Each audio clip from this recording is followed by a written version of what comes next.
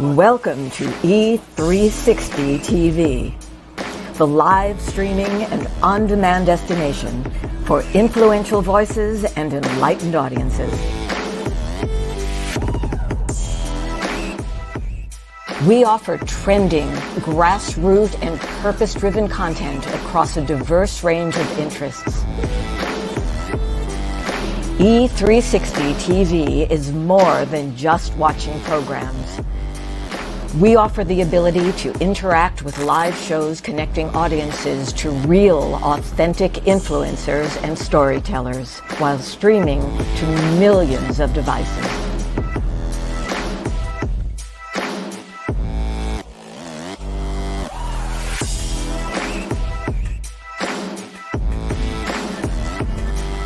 Real experiences. Raw conversations. One destination for it all. E360 TV.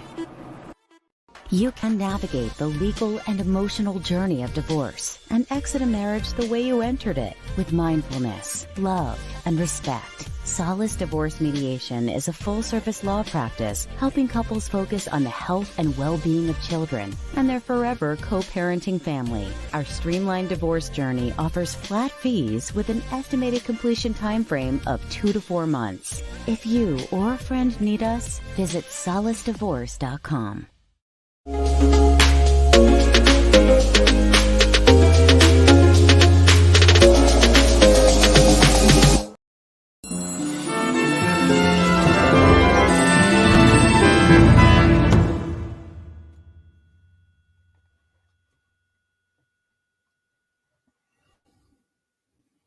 Oh my, I feel like I'm on a movie of the week with that. Thank you, E360 TV, and welcome. I'm Dr. Lauren Michaels Harris. I'm an executive producer with the E360 Television Network and also the network president for Trajectory TV. And today we are so excited to share with you a topic, a conversation, a new way of thinking, if you will, on a subject that should, in most cases, be up there as far as dinner table talk, right alongside religion and politics. And I'm talking about that nasty little word, or is it the word that has a lot of stigma and a lot of other things connected to it, not often considered positive, and that word is divorce. But today we hope to change that narrative. So we have with us today Jen Mitchell. She's the founder of SOLACE Mediation, divorce mediation. And it's not just what you think. None of those words will mean the same to you ever again after today's 90-minute special. We encourage you to stay in along the entire path for this journey for the next 90 minutes. And also be interactive. Leave your comments, ask your questions, take notes, and share out the broadcast. This is a sacred space, and it wouldn't be the same without you. So I'm going to bring in Jen Mitchell. She is the founder of SOLACE Divorce Mediation and the brainchild of today's special. Jen, welcome. It's all yours. I'm going to leave you be. Have a great show. We're so excited you're here. Lauren, thank you so much. I love you so much. It's great to be here. See you soon. So welcome everyone to Love Through Divorce. And what perfect timing. It's almost Valentine's Day. So we're getting the energies of that day of love. And the intention of this show is really to help you change the way you're looking at divorce, for not just the people going through divorce or thinking about going through divorce, just the whole human consciousness, because we're all together in this, and shift the energies that are connected to divorce. Like Lauren just said, they're very heavy. They're usually destructive and very low vibrational, lots of anger, frustration, disappointment. And let's shift it to a higher vibrational space of love. There is a way that we can connect the word love with divorce. And so that is the show. We have some amazing, amazing people here that are just such loving souls and bright, shiny stars. And I cannot wait. I am so excited. And I am the moderator today. My name is Jen Mitchell. And a little bit about myself. I have been a family law attorney in the state of Illinois for the last 17 years. And the first 9 years of my career, I was in that family law court system. So I served as the zealous advocate for my client as a litigation attorney, representing his or her best interest as if he or she was an island of one all by him or herself in this world. When oftentimes, as we all know, people going through divorce are not islands of one, they're actually part of a family. And so I didn't realize what impact I was making on this world until I had my own children. So I had 3 children, bam, bam, bam, in 39 months. And when the third one came, he helped me have this awakening, which back then I didn't understand energy. Now I understand it a lot more. We're going to be talking a lot about that on this show today. But I did have an overall kind of epiphany in my mental, emotional, physical, and spiritual bodily selves that were telling me, this is not your path. This is not your way. This is not the contribution you want to make in this world. This isn't what you want to show your children you do, because of all the destruction that is caused in that environment to children, to people, to families.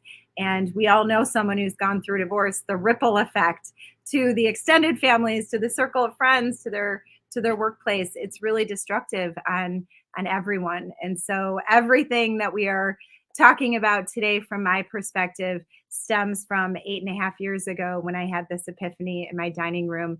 And I told myself, there has to be a better way. There just has to be a better way for people to go through this divorce journey.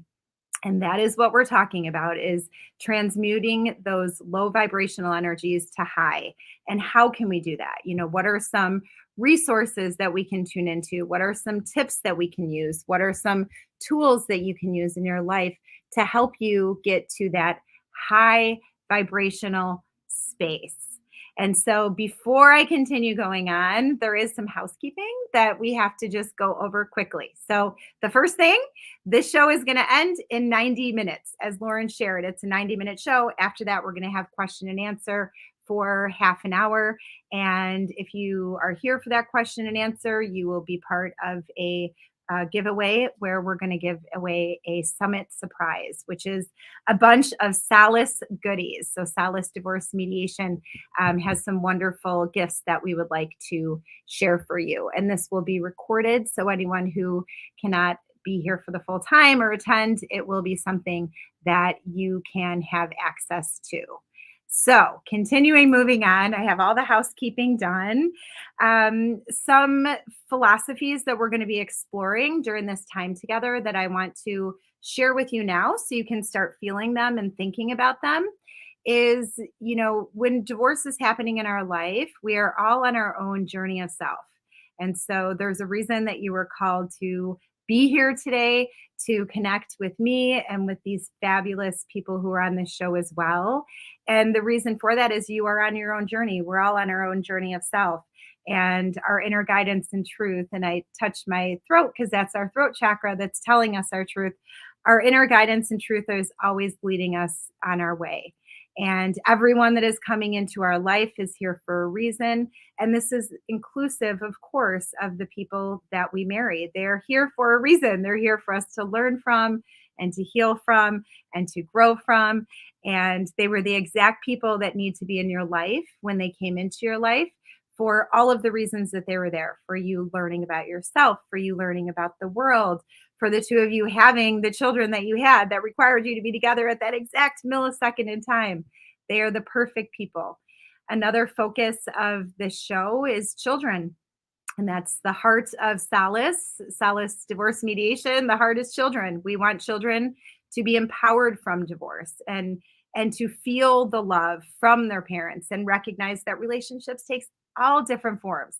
And there are so many different kinds of love, and to be authentic with our children and to be vulnerable with our children and to help them understand that they're on their own journey of self. And the parents, yes, you're their parents, but you're also people. and you are following your inner guidance and truth and being authentic in your path as well. And so we're going to talk about how we can empower children through divorce, which is a complete shift and shattering of another belief system. You know, we're going to talk about shattering the belief system of divorce and transmuting that energy. Well, this is another thing we're going to shatter. We're going to shatter that whole narrative that divorce is destructive for children, because it doesn't have to be. That's a choice that's made from each parent individually and together. We're also going to talk today about the foundation of SOLACE, which is self-care and self-love.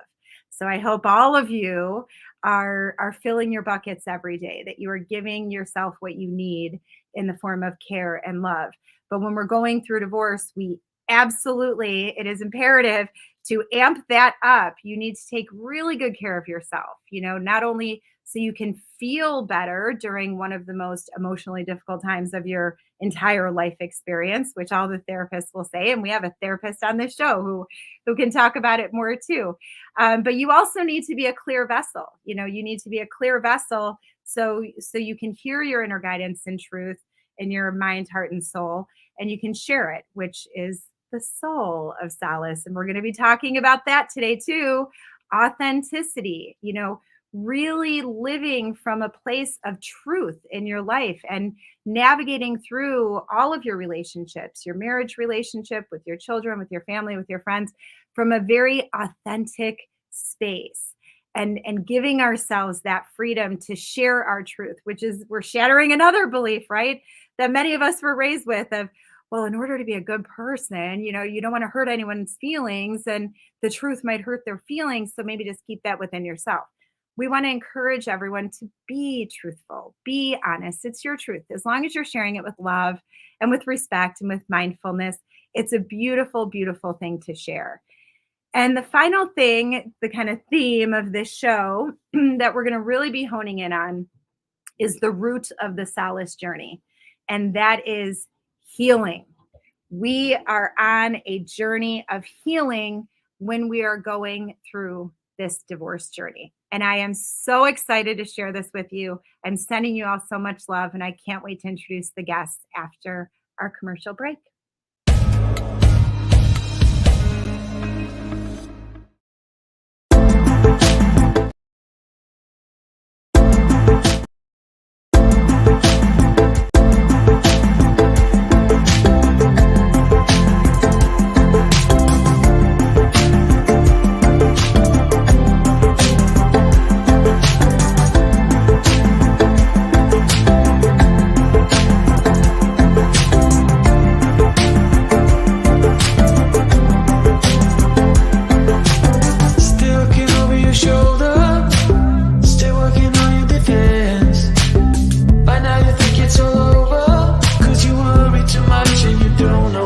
Fight again. And if you want my opinion, I let it take me away.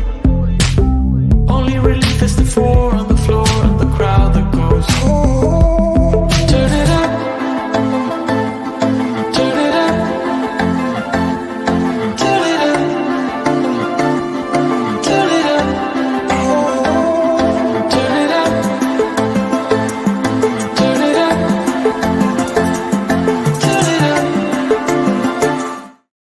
You can navigate the legal and emotional journey of divorce and exit a marriage the way you entered it, with mindfulness, love, and respect. SOLACE Divorce Mediation is a full-service law practice helping couples focus on the health and well-being of children and their forever co-parenting family. Our streamlined divorce journey offers flat fees with an estimated completion time frame of 2 to 4 months. If you or a friend need us, visit solacedivorce.com.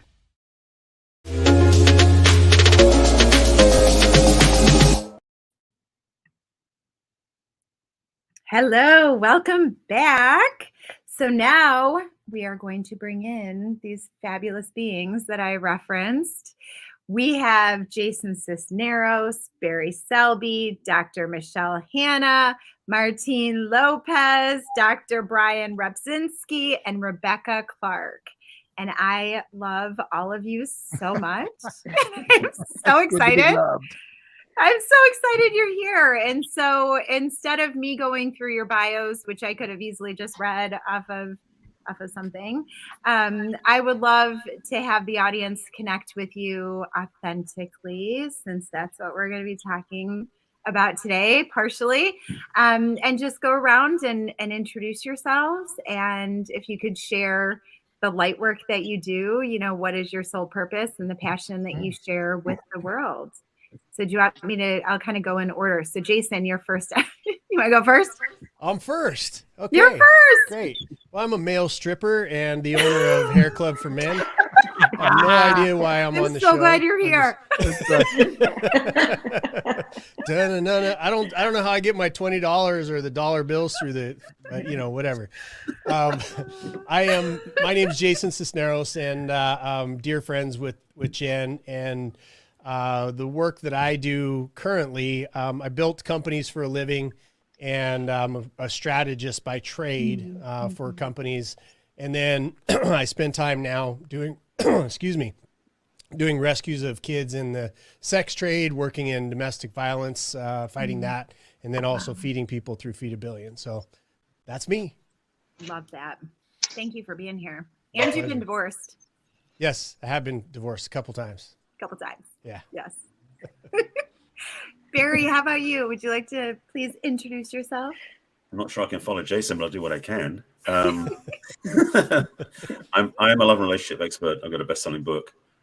I've been dedicated to serving the feminine for about 15 years. I've done my own journey of breakups and transformation, and now I'm working with men as well because I'm in support of women. I've not realized that men need to hear the same thing that I've learned over the years too. So my work is now helping both men and women heal their hearts so they can actually have love after heartbreak, and that's really the focus of my work.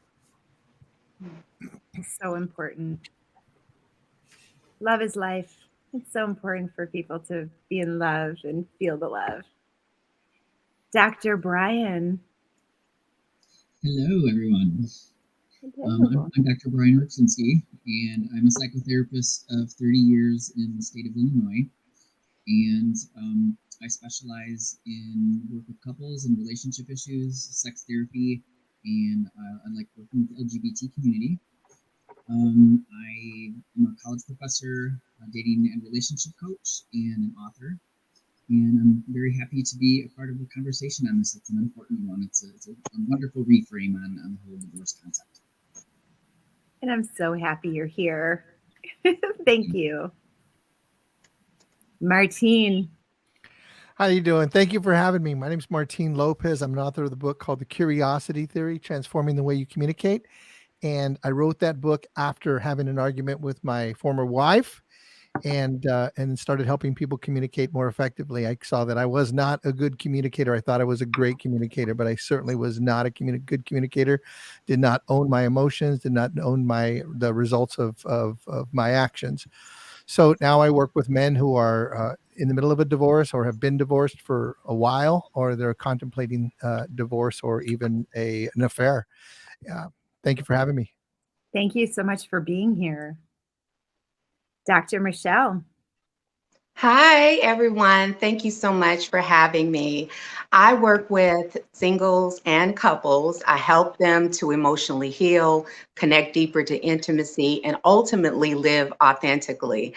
I've written 4 books, but the one that I am just over the moon about is the self vows. And that is basically taking your journey back to self.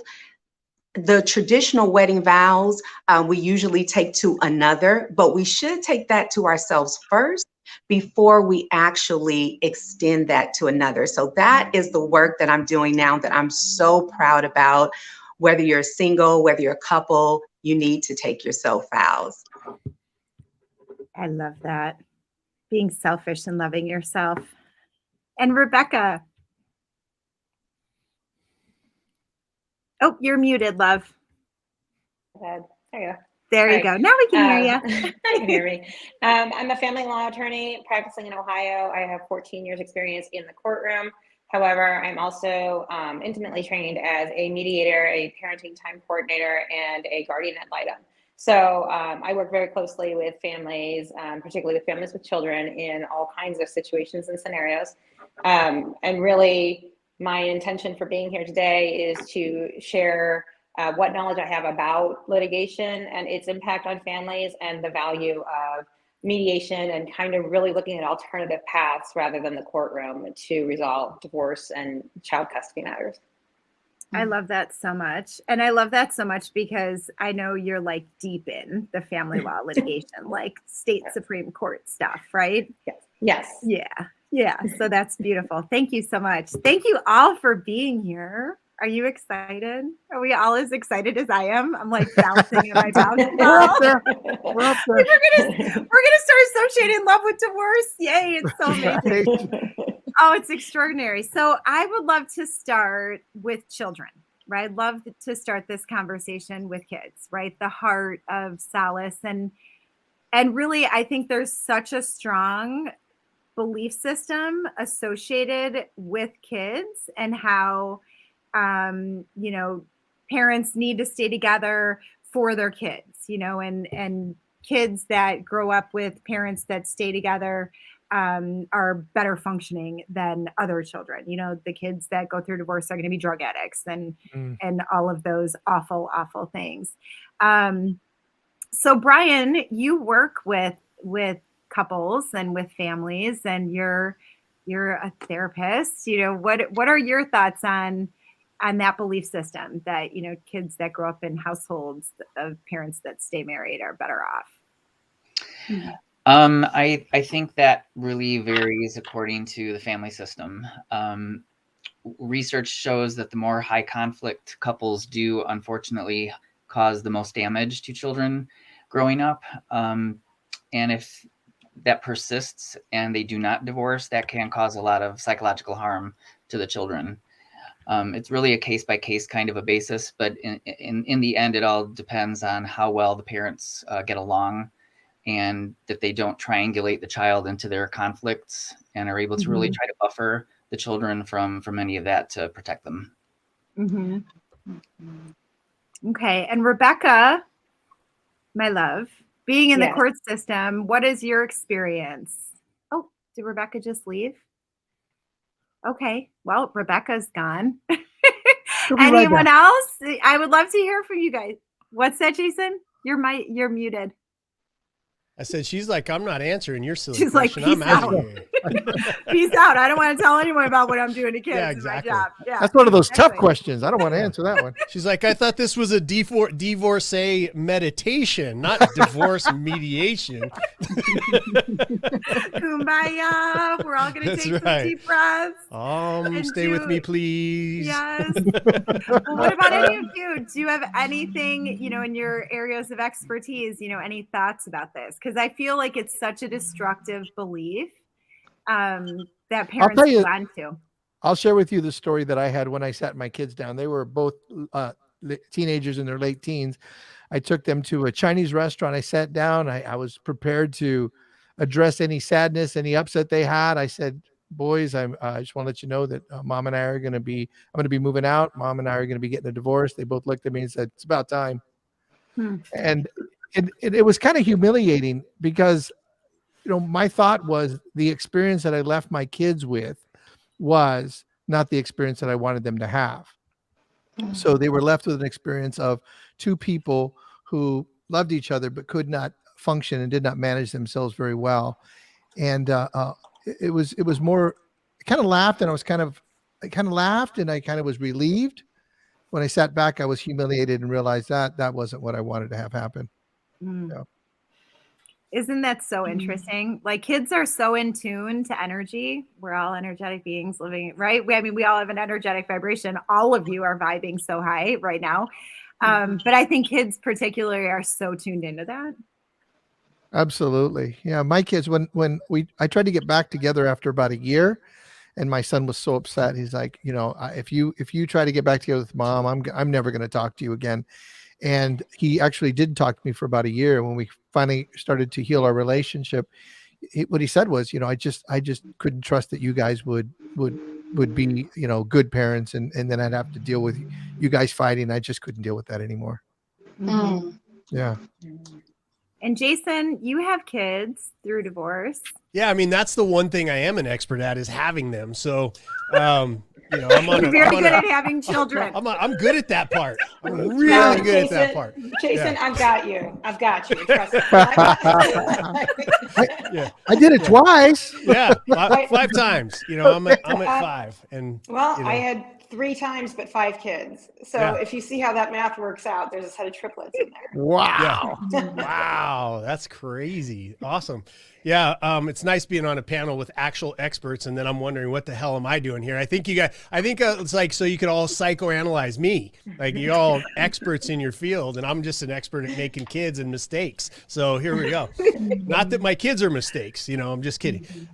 So you know, I think that what has happened through my divorces and the interaction between me and my exes and my kids is we made the priority the children, right? And yeah, they weren't, you know, the initial split was never super fun, you know, on that perspective, but we made the kids a priority. We're like, it was not their fault.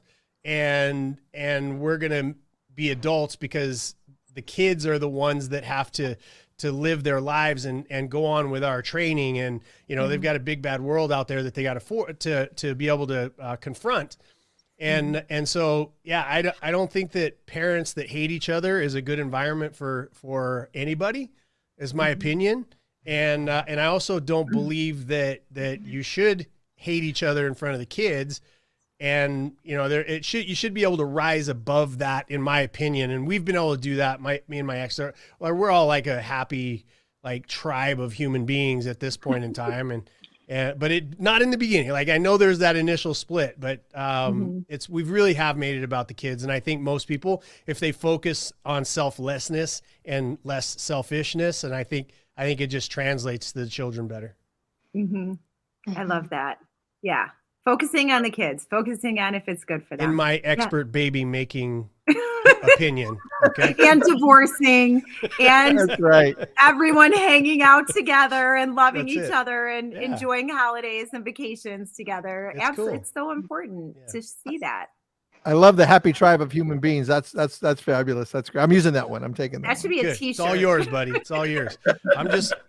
I'm just over here nervous that Dr. B is psychoanalyzing me during this whole thing. Yes, I have childhood traumas. Okay, Brian. Okay, Dr. Brian. I saw him get out this big book. He got that I know, he's really like- big book. Yeah.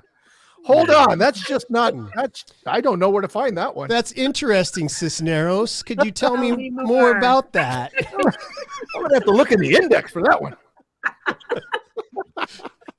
So for my offer something to the conversation, just because this is Yes, kind of Barry, I was relevant. just coming to you. Yes. Yes, love. Please do. Loving this. No, but this is the thing to understand is that, you know, when we're very young, when we're like born, we don't come with user manuals, and our parents don't get them when we're born either. So how the hell do we learn to have relationships as adults? As kids, we watch our parents model it for us, not consciously. We just do it without even thinking. And the challenge is especially when couples are breaking up, divorcing, is oftentimes the parents are not aware of what they're teaching their children. So what Jason said was so important about having a recognition that the sooner you get back to loving, that's what Martin said too, the better, because the truth is the kids aren't necessarily going, I'm taking notes, like he was joking about earlier, that sense, but they're taking it in without realizing it. So these kids are getting imprinted at a young age and going, that's the way it must be. So a lot of times children of divorced parents who haven't healed that relationship will tend to go through the same patterns when they become adults. Yes. So for their sake, for the kids' sake, the more you can be loving towards each other and to them, the better. And then that's a reflection on you as well. You know, you can only have your own experience of life. Like I only have my own experience of life. So you know, when I looked at what my kids said, I thought, is that the experience I wanted them to have? You know, I looked back at my own experience. That certainly wasn't the experience I want to have. And when I talked to Yvette, you know, a year later or so, it's like, she told me what her experience was of our marriage. I was like, wow, that certainly wasn't the experience I was expecting the woman that I said I love to have. And I think that's exactly part of the hardest part of divorce. One of many hard parts of divorce. But as what you just said, you know, you have all of these expectations and beliefs of what it's going to be. And then it's not any of that because it's ending. It's not, you're not growing old and dying together. It's ending. But I do love that too, modeling, you know, for our children. That's such an important thing of modeling to them what is a loving marriage with all the romantic love and the flirting and the dates and all of those beautiful things to show our children. That's a very important part and point Jen, to bring up. I think it's important too that, we always remember that we're relationship role models for kids too. And it's important to also model what it's like when we do have differences with each other. What's a healthy way to manage conflict so that they can learn those important skills moving forward too. Absolutely. They're like little sponges. They're learning everything from us, not from just what we're saying, but from the energy vibration that we're giving them, and when what we're saying is not matching that vibration, I think there's a lot of issues that stem from that too. Because they're like, wait, what's going on? Do they love each other? Do they not? Yeah. I like what Dr. Brian was saying is that even the whole concept of managing conflict is such a new idea. It's not something my parents ever knew. And certainly something my grandparents didn't know. My grandmother was married off at 13 years old to a 35-year-old man. And she didn't have anything that, conflict was not, there wasn't even a part of the conversation. We're so fortunate that we have that ability and we have these awarenesses that we can actually go back and maybe help reparent our children as well, the ones that are older. My kids all learned how to duck because my ex-wife used to throw shit at me. So, That's a life skill too. That is a life skill too, Jason. Yeah, sorry, I cussed. I didn't mean to. I forgot. I can't cuss. His son's a wide receiver in the NFL. He's playing the Super Bowl tomorrow. Yeah, it was like, Mom's mad. In Rebecca, litigation, I was just going to ask you. Yeah. When you talk about conflict resolution, for a lot of my clients, that comes at the cost of litigation. Because they don't know how to resolve their own and they're not sure if they're doing it right. And that comes from this kind of larger theory of game, right? That this is all a game and there's going to be winners and losers. And what we find in litigation is that oftentimes our children are the losers because mom and dad might think they've won by having the best attorney or spending the most on their attorney or having the biggest file at the end of the day. But when it comes down to it, what we're trying to do is build a life that's going to go beyond the marriage, and especially for our kids. And so when you talk about modeling and children and things like that, think about they don't trust their own decision making.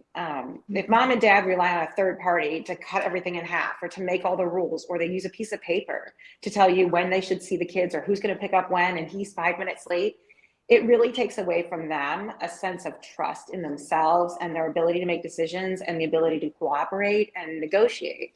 And so what you do is you create entire generations of litigation rather than just simply your divorce. What happens when your children are adults and they go through a custody battle or they, you know what I mean? They kind of look at it that way. They're going to take from their parents, right? Right. And for us, that's great. Repeat business, right? I love having generations of clients in my office, but really it comes down to when we look at those children that have been through 12 years of litigation. Part of the reason I do guardian ad litem work, part of the reason I do parenting time coordinating is because I don't want anyone to be a child that grows up in that process. Mom and dad, they're done in a year or two and it's all done, it's all on paper, but these are kids that are going to live with mom and dad's guilt or their mom and dad's inability or mom and dad's shame, right? They take all of that in and they grow up in that. And so being able to move away from that, being able to look at alternative conflict resolution, being able to look at mediation or negotiation, coordination, those are all the better role modeling that we should be doing for our kids in divorce and post-decree. Oh, I love that. Can I share something? That. Yes. So there was a book that I read, it was probably 10, 12 years ago, and it was called I Don't Want to Talk About It. And the gentleman in the book spoke about how we as children, we take on what we see with our parents. So if we see our parents arguing, then what we'll do is we think as little children that if we take on the feeling that we think our mom's having or our dad's having, and we internalize it, that they won't experience those feelings. So then we're now projecting what we think Dr. Brian, talk about this, please, and Dr. Michelle, that we as children, we do that. So now we're now encapsulating these emotions in ourselves, and we go through our life, and our expectation is that our parents are no longer going to feel those pains. So then but they keep fighting. So we keep putting more pain on ourselves. I haven't put enough on myself because mom is still sad or dad's still sad. And that's so much on children, especially children nowadays. It's like when all of us were children, there wasn't all this stuff of like social media and, all of these different things. So yeah, that's a lot. That's a lot on children, Martine. And Brian or Michelle, do you have anything to share about that? I actually have a unique perspective and just my own journey of divorce. So I saw my parents not really show emotional intimacy to one another. And that was something that I really needed to see. And so there was no real blueprint of how you do marriage. And then there was no blueprint of how you do divorce. But I did know that when I went through a divorce, that I did not want my child, who was literally a baby, a toddler at that time, to feel the uncomfortable feelings that I felt in my mom and dad's marriage. And it was that the nonverbal things that they didn't think that that I seen or that I felt, So I went through a divorce. And her father was not in her life at all. So it was just me just raising her and trying to deal with this pain of the divorce, but feeling like I can't really deal with this pain because I'm a mom and I have to now do all of this stuff myself. Thank God for my mom being there to help. But this is what then happened. When she was 18, she decided that she wanted to meet her father on her own terms.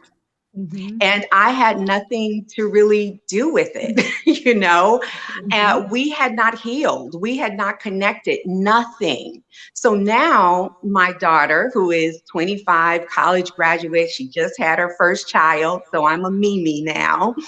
My daughter was very strong in standing in her unapologetic truth to say to me, Mom, we have to do this better. And I didn't realize that there was residual pain and hurt from that divorce, because loving through divorce, that was not even in the same sentence. Like I could not even put love and divorce and my ex, that I just couldn't even wrap my head around that. Yeah. What I could wrap my head around was the pain that I felt and the disconnection that I felt. I also could not wrap my head around wanting him to be happy and healthy. None of that connected, because I'm like, you didn't want me to be happy and healthy. You did this to me, now I'm here raising this child. But at the same time, what I realized is that there's a lot that my daughter went through that she didn't necessarily communicate with me. And now that we're having those conversations, now there's the baby shower. Haven't seen him in 23 years. There's there are just all these different things that we're, wait a minute, now I'm grandparents with you, It's a forever relationship when kids are involved. Yes. Right. And so this is so beautiful right now in this space, because this is helping me so much to look at this perspective of now blended families very differently. And because I do want the best for my grandson, I want him to have a different experience of love and marriage and relationship. And me and your grandfather can sit in the same room and maybe even laugh, So when you're going through divorce, I feel like you have to sip divorce. You can't gulp it. And sometimes it's a drink and a cup that you just want it to pass.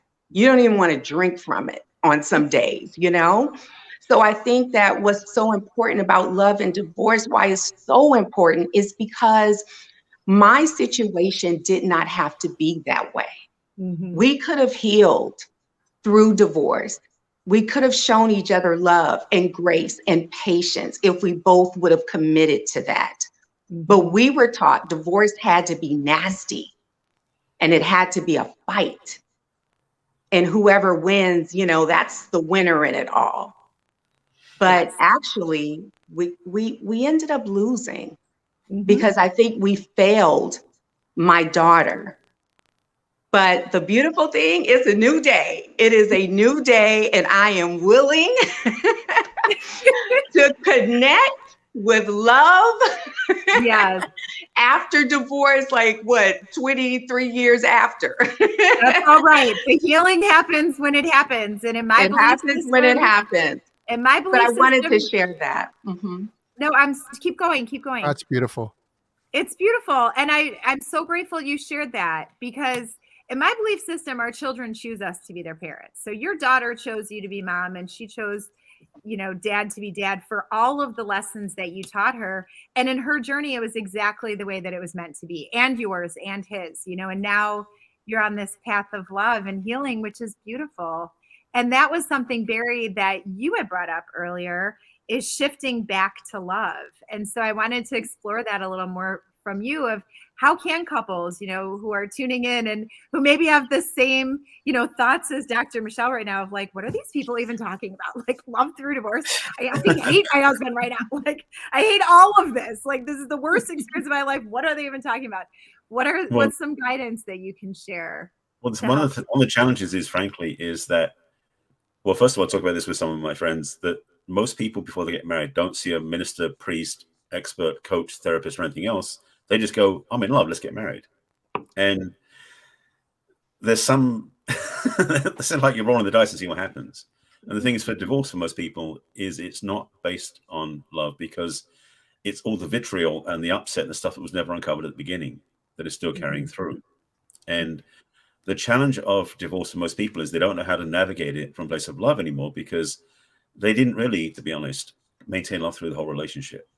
Oftentimes, divorce is either triggered by a sudden thing where maybe someone cheated or did something else aberrant, or it's because over a duration of time, the love has basically faded. And so remembering love in the divorce is the last thing people want to think about. But the truth, as I said already several times, is, you know, for the kids and everything else, to be able to love or hold space for love for our children in that process is maybe the most important thing, beyond even the financial settlement and the choice about living apart and everything else. The thing I talk about with my work is that for most people, when they have heartbreak, they don't know how to navigate beyond it. And divorce often partners having heartbreak. And so they feel stuck in that place. And the challenge with that sort of emotion is it becomes very sticky for them. They live there because it's the only place they know that's familiar. And then to make it even more fun, they tie divorce to the heartbreak together. So until the divorce is over, they can't feel anything else. So part of the work is to learn how to love themselves through the journey, through the process. That's a whole other piece of the conversation. Yes, but that's a big piece of the conversation. Oh, yeah. That is a very big piece, is that self-care and self-love piece of really tuning into yourself and giving yourself what you need, you know, Well, the recognition also, divorce is not a divorce. Let me say this clearly. Divorce is not failure. But many people take it that way. Yes. What do you see divorce as? Just, I would love you to reframe that for everyone. I see it as failure. Or anyone, because I agree completely. And that's part of those. What divorce is a chapter ending. Not a book Say that again? It's a chapter ending. It's not a book ending. Because your life is the book. Yes. But part of your journey is that relationship. And if divorce happens, it's the end of a chapter. Yes. And it sounds clinical, but in a way it's what it means, because your life doesn't end when the divorce happens. The question is, what are you going to do beyond that? Especially if you have kids, how are you going to be with them after divorce? So you've got to remember there's more to the story than just, okay, we're done, end of story. Right. You know?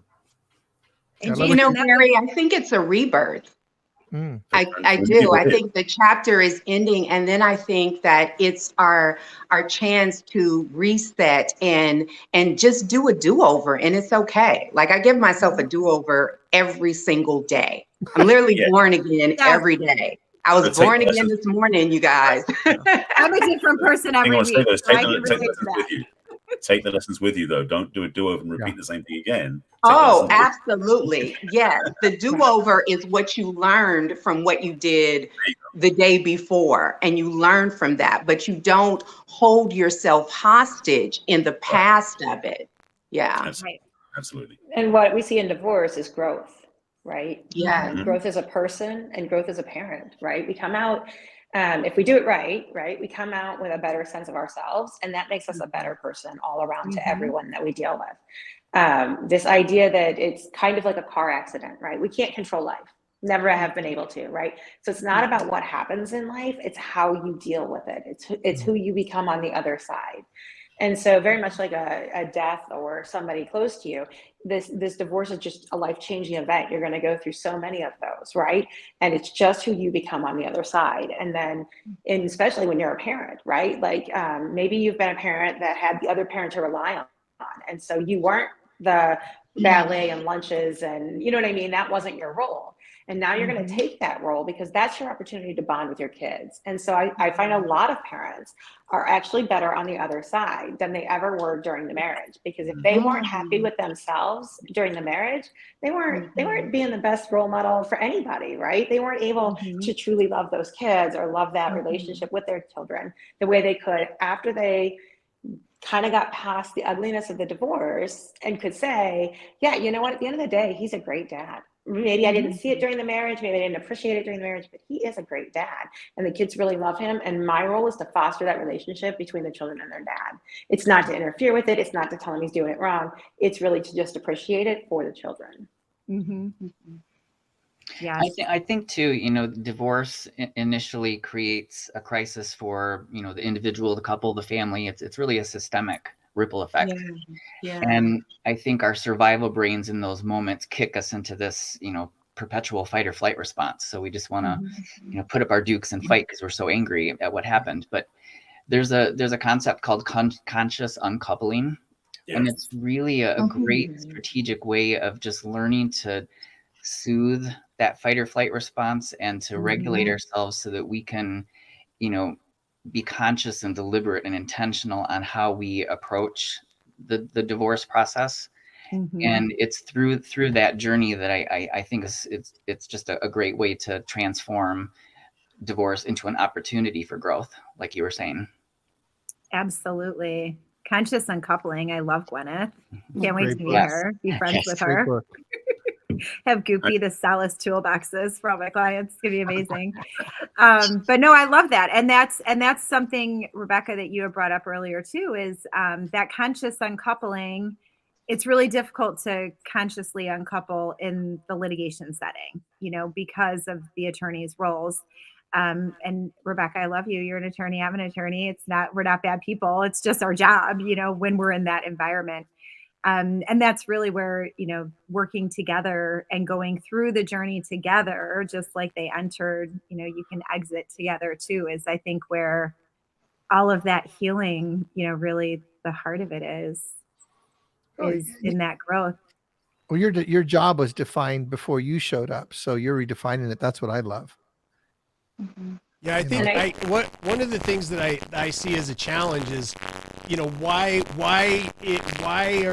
is there such vitriol? Why is it like, what's the root cause of that? And it's because we have become so soft and so pampered and so privileged in this world that we have forgotten that the number one component of success is failure, right? I love that. And so we have this thing and we fail just a little bit and we like freak out. Oh my gosh. It's like we freak out. It's like, oh, I failed a little bit. Well, if you understand that failure is a big piece of success, you start to learn like, okay, what do I want my relationship to look like, right? What do I want to be as far as a parent? And you start with the end in mind and you reverse engineer to where you are and you go, okay, cool, we tried that. I'm a little upset. I'm a little pissed today, rather than balling it up, and then it becomes a divorce, right? But okay, cool, I learned how not to love you, you know, and this idea that we carry around with our kids, that they have to live in some like thing, and we're not going to fight, and we're not going to get divorced, and there's not going to be anger, and there's not going to be prejudice, and there's not going to be all that stuff. Like we're we're might as well be kicking our kids in the head ourselves, because there is conflict, and there is the pain. And yeah, guess what? You're gonna have to face heartbreak. You're gonna have to face people coming, being mean to you. You're gonna have to face all that. And I think that this conversation is phenomenal. I'm enjoying it very much. But I think it's that expectation of understanding higher levels. Like, we can't screw up our kids. Our kids come through us, not from us. Right? You can't. I had the worst childhood that you could possibly imagine. I'm living a damn good life because I had the worst dad on the face of the planet that went to prison for attempted murder of me and my mom when I was 17. Beat the crap out of me, beat the crap out of her. I started standing in front of her. Now I stand in front of a lot of women as the shield in domestic violence, right? Like, whatever that is, as long as you teach the kids how to deal with conflict, you're going to give them the greatest tool that they will ever possibly have in navigating the real world, right? Not this fake world of everybody is a victim and you get a free pass card because of this or that or the other. That ruins kids, right? That's what you just might buy. Boop, here, let me just damage you a little bit more. Oh my God, I love that. It's great. Yeah. Well, we have to go to a commercial, but I want to pick up on exactly what you're talking about of how we cannot screw up our kids, because I think that's a big fear that parents have going through divorce. I have All a right, question. everyone. Jen, before we go to commercial, can we play the Brady Bunch? You go, dun dun dun dun. Here's the story. Yes. I'm Alice. I'm going to Google who I am. All right, we're going to commercial, everyone. I love you all.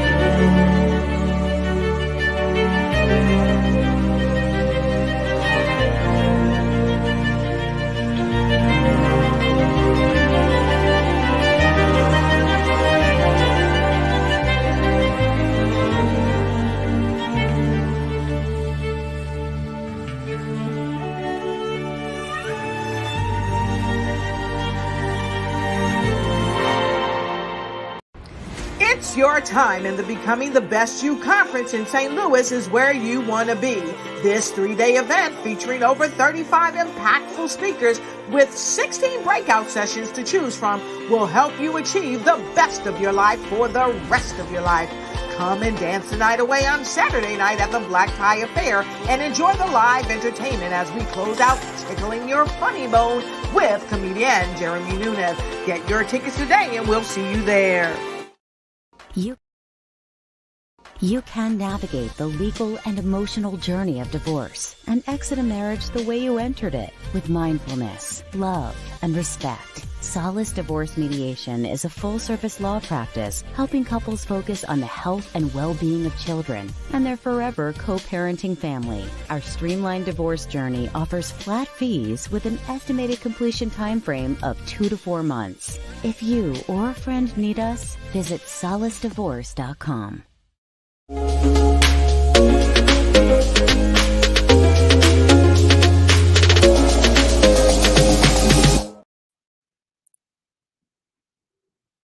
love that. I thought so much about pens. It was beautiful. We're all back. Let's see if We're I'm all Alice. back. Here are all the boxes coming back. Oh, we're in a different order. It's beautiful. right. Hi, everyone. Hello. No, we're the Hollywood Hello. Squares. Welcome High five. back. Oh, wait, that's over here. High This five, way. High Barry. five, Martine. Other way. There you are. Wait. Hey, Jason. What's up? Oh, I like when my head gets rubbed. Now Barry's Alice. I'm the dad. I don't know who am I, Martine? You're who's the oldest girl? Oh, lovely. Marsha? Marsha. Marsha? Big. see, Brian is either Marsha or Greg, or you're Marsha or Greg. Marsha. Yeah. Okay, when we left, we were talking about children, and Jason, you said something that really just made my soul so happy to hear, that we cannot screw up our children. Because from the work that I do, the couples that that have children, that is their biggest concern, is we're going to screw up our kids, and the reality of all this is they have to be a family after, like Dr. Michelle, like you said, you're grandparents together now. They're forever families. So what are some things you guys want to share about this, being a forever family, can't screw up our children, just kind of sharing with people just narratives that they can tune into to help them navigate through? I think both people have to commit to their own self journey. They both have to commit to that. They have to commit, and I say, to those self vows. And I say, for example, to have and to hold from this day forward. Do I have everything about myself? Am I owning my own stuff?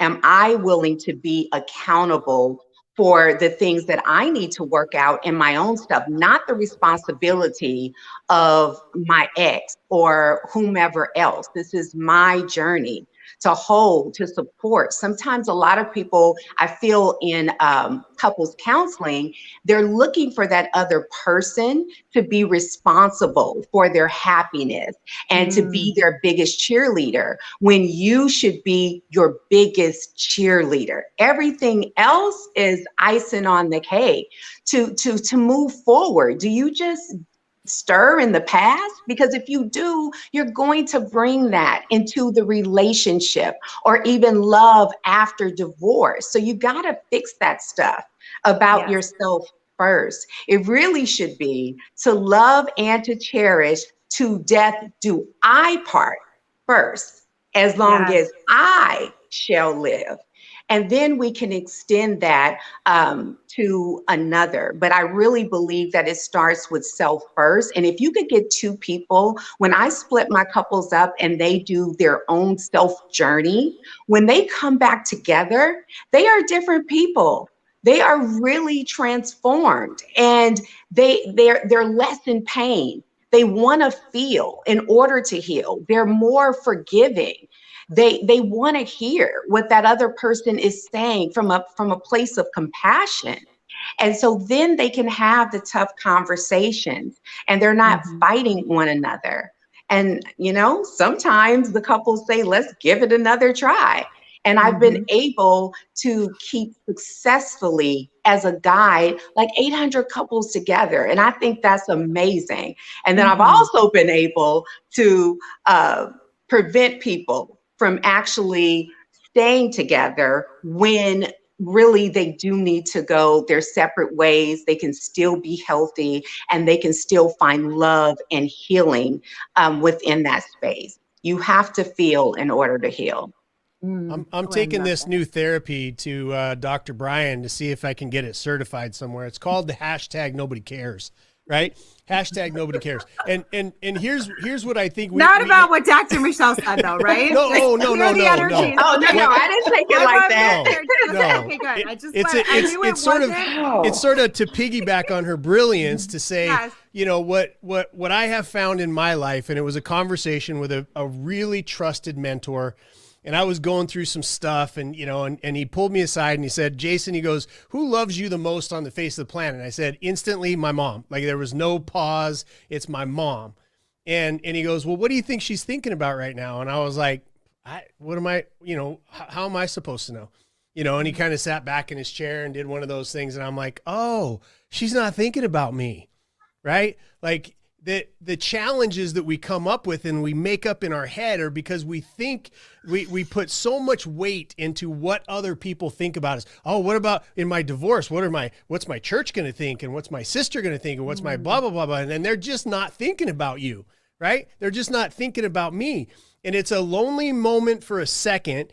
And then you go, oh, they're not thinking about me, so I can stop centering my entire damn life around an imaginary set of rules that was set by people who aren't thinking about me and probably don't like me, and I probably don't like them either, right? So you find your home. Like what I learned was I found my home. My home is joy, and that has nothing to do with my partner. That has nothing to do with the woman I love, with my kids, with my people that are in my life. That it has nothing to do with them, right? It has everything to do with that's my home. And that's where a lot of people, I feel, and again, I'm not a therapist, but I had to therapize myself, right, to get through all of the stuff that I was going through to say that's my home. And you don't get to come in here to touch that joy unless you're adding to it. You don't get to come in. Right. Yes. And I think if we understood that really we take away all of that stuff and we say nobody actually cares unless they're the right ones, and a lot of people in our lives care when we screw stuff up because that makes them feel better about themselves. And that's the wrong relationship to have. Oh, I love that. Absolutely. Yeah. Like, let me add, I'd like to add to that too. So, I'm thinking, why would I think that I have that much responsibility over or influence on my own children? Now I get it that we do influence our kids, but at some point our children they're left with themselves, and they then have the ability to then make their own choices. So, I can empower them. I can do my best. I can make mistakes. I can be a great dad. But the fact of the matter is that all those scenarios exist out there. And guess what? Some kids come out, and kids come out the way they come out. We come out the way that we come out in spite of our parents. And sometimes as a result of our parents, it's just us to choose which path as adults, as we come out of childhood, which path we're going to take. And then we have work to do. We're always going to have work to do. Absolutely. And I love that we do always have work to do, and it is all about our own self-love. It is no one else's job to give us love or make us feel loved or make us feel happy. That is our job. And I love that you're all tuning into that, because that's so important for people who are navigating through divorce to really hone in on, because a lot of times divorce is coming because they're frustrated because the partner isn't giving them all the things that they need. But at the end of the day, that's their job to do Absolutely. those things. So divorce is simply a strategy to meet an unmet need. And it could be love, it could be appreciation, it could be acknowledgement, it could be all kinds of different things. Who knows what it is? We all are going to have different needs, and they constantly show up all day at different times. I think it should be an enhancement, right? To somebody that already likes themselves. So like, when Emily and I got together, who I'm getting ready to marry on June 9th, like nice. When we came together, I was like, it's everything's been an enhancement. Like I've been an enhancement in her areas. She's been an enhancement in mine.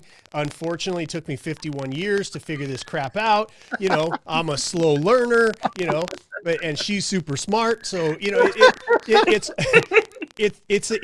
should be, an enhancement.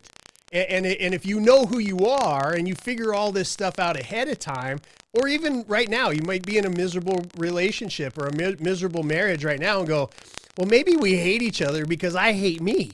Yeah. Let me start loving me first, and maybe there's another way. And you go, okay, well, I can't take responsibility for another human being. Oh my gosh, there's so much going on. That's a lot to carry on my back to say, well, I'm making you happy. What? Yeah. No, like that's not my responsibility. You're a big girl, right? I'm a big boy. We take responsibility for our own actions and where we go home to. Absolutely. I love it. Congratulations. Absolutely. Yes. Thank you. Yeah. I will be here soon. Yeah, it took me a few years, a few attempts, But look at all the learning. See, that's what we're talking about, Jason. Oh my gosh, so valuable. And loving through divorce, and look at where you're at now. You think, Dr. Michelle, I don't know if you're married now, but I mean, how much better of a relationship, right? Like we get, because we screwed up so badly, we get to be able to go, okay, I know all the things not to do. Like that, Absolutely. it's so much better now. I was going to tell you that Yeah. you are you just got better and better and better. And now this is just a great version of yourself Oh my that gosh, yes. you are extending with your fiance. And yes, I am married. It took me a long, long time. But finally, I did do it. And, you know, this is the best version. I'm so proud of myself of just the work that I've done on myself and committed to it. And I like me and I love me. And I fall so in love with me every day, even when I get on my own nerves, but I still love me, you know, and I'm able to be such a better version of myself within this marriage and just a better mother. Something I'd like to share with you is that there was a saying that when I was going through a divorce, I thought there's just no way. And I don't know if I mentioned it earlier, but it was that the people that hurt you the most are your greatest teachers. And I just could not get my head around that. Because I'm like, how this person that hurt me, even if they did it intentionally, how could they be my greatest teacher? But you know what? That is such the truth. Everything that I have went through that has been so painful has been my greatest teacher. And now it's not about the pain of it. It's about the gratitude of it, that I'm actually a better person. I've grown and I've gone through it. And my clients get through it. And you can't spell through without spelling rough. So it's going to be a little rough, but you can get through it. I'm writing that down. That needs to be I a am bumper too. sticker. I'm actually writing down the letters. I'm My like, new T-shirt. Oh my gosh, I love that. That's a T-shirt. Thank I love it. you. And when you're that whole, right? When you do love yourself that much, you realize that we're put on this earth to love others, right? It's to serve. And now I look at when I got into relationship with Emily, I can go, okay, what are your outcomes? I can now fall in love with her outcomes, right? And be a person of value to her in her journey, because I'm good. Like, I don't need her to make me feel like a man or feel like I'm necessary or feel like I have self-worth or whatever it is. I know who I'm worth. I know what I am. I'm a child of God Almighty. You know what I mean? And so now what is she here for? Where can I add to that value, right? Yeah. Love that. Well, it sounds to me like Jason and Dr. Michelle, is that the way you're looking at it is, what's the opportunity here? What's the opportunity here? Absolutely. I know who I am. At least I have an idea who I am, and I like this version of me right now. I know that's going to improve. So what's the opportunity? How can I experience myself the life that I want to live?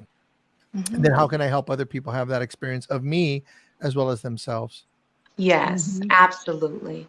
Absolutely. And I think there's some truth to that statement that what doesn't kill us makes us stronger.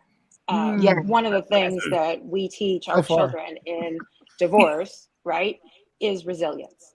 Yeah. As an early attorney, I was taught that children would rather be from a broken home than live in one. And I didn't quite understand what that meant. Yeah, I didn't get it, right? It didn't make any sense to me. And then I realized that those homes that are so broken, right, these children that are in them are not learning the coping skills. They're not learning the growth skills. They're not learning the skills they need to move forward. And so it's when they are separated, when they are now living in what I call a soft place to land, right? That's what home is for me. It's a soft place to land. At the end of my day, at the end of my journey, this is the place where I can sink into the couch, and that is where home is. And so oftentimes what we teach our children post decree is resilience. It's I can come back from anything. I went through the worst experience of my life. I learned a lot. I'm a different person now. But I took all of that growth, and now we're going to do something great with it. And so if that's the lesson we can teach our kids, I think that gives my clients some sense of security, because they come in and they say, oh my gosh, I'm just so worried. Like, how will I handle it when kids aren't with me, right? They're with their dad every other week. And how do I control it if he gets angry? Or how do I protect my kids if he says something mean to them or whatever? And really, It's not about you protecting your kids. It's about you teaching them what they need to know to protect themselves, right? Outside of domestic violence, setting that aside, like whole different issues there. Setting aside addiction, whole different issues there, right? I want my kids to be warriors, right? And I want them to take on the armor and learn from mine, right? I don't want them to have to start from scratch. So what I am learning, I am teaching them.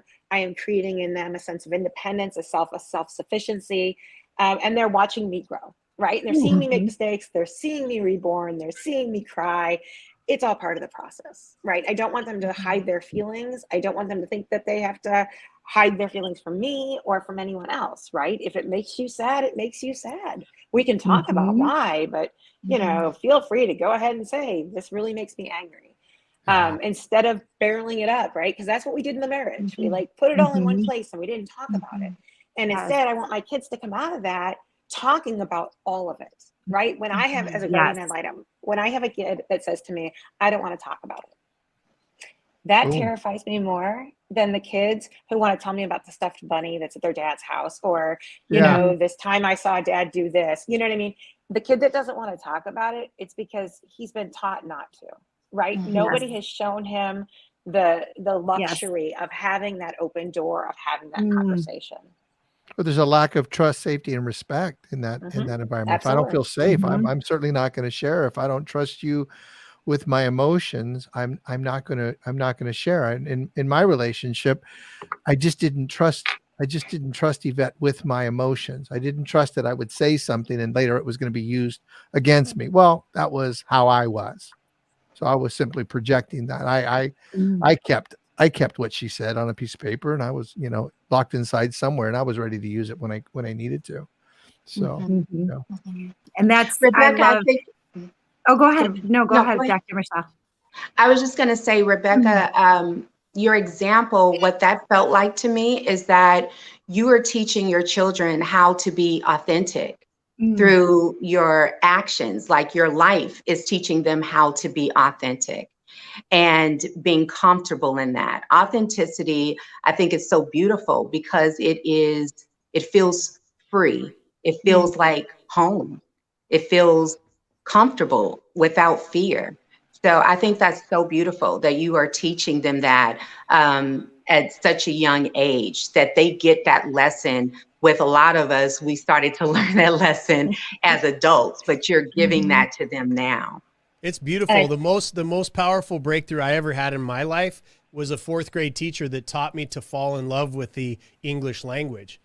It gave me a way of expressing the thing. It changed my life. Like everything that I live today is because I was able to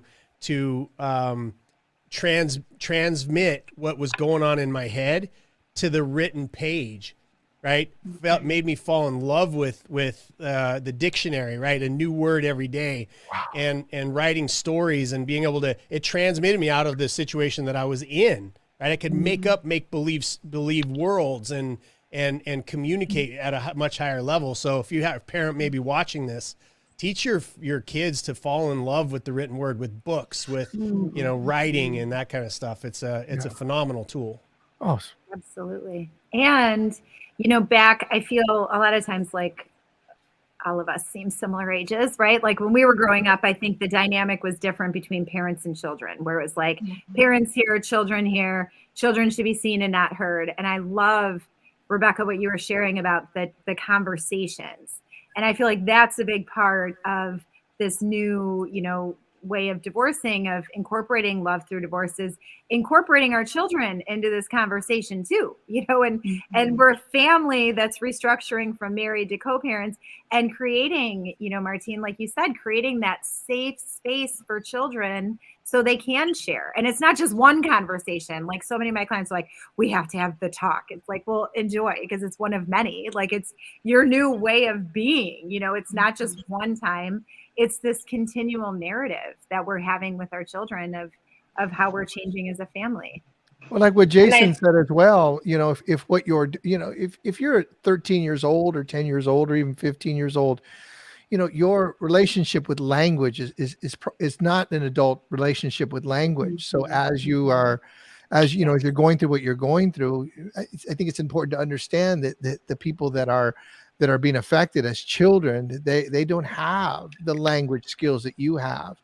And so teaching them, like you said, Jason, a new word every day, you know, a new word could be kindness. A new word could be, you know, expression. It could, you know, you could start teaching new words that are emotional words, you know, frustration, anger, you know, because children don't, and most people don't understand don't have a handle enough on language and emotions to be able to just actually describe their own emotions, much less children. It's like giving him a paintbrush that says you have black and white versus here's a myriad of colors that you can paint with. Right. Yeah. And if we don't do that, if we don't embody the love of the written language of language in and of itself, then we're not there. They won't model it. You could fix a lot of screwed up kids by falling in love with the written language. Right. Yes. Well, or just finding their mode of communication. Right. Yeah. And I say that to you from this perspective. My youngest son is on the spectrum. And so speech was a huge issue for him at the outset.